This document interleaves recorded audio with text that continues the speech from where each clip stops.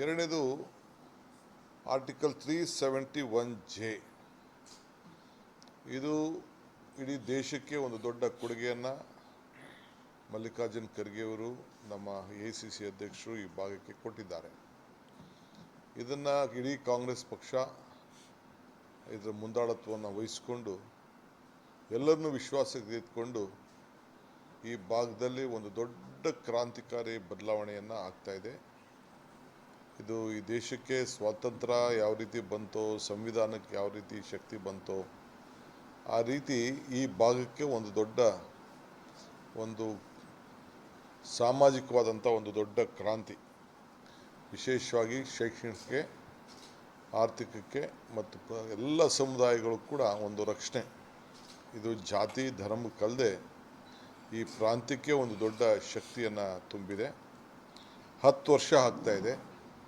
ಆ ಸಂಭ್ರಮನ ಆಚರಣೆ ಮಾಡಲಿಕ್ಕೆ ಕರ್ನಾಟಕ ಸರ್ಕಾರ ಸಜ್ಜಾಗಿದೆ.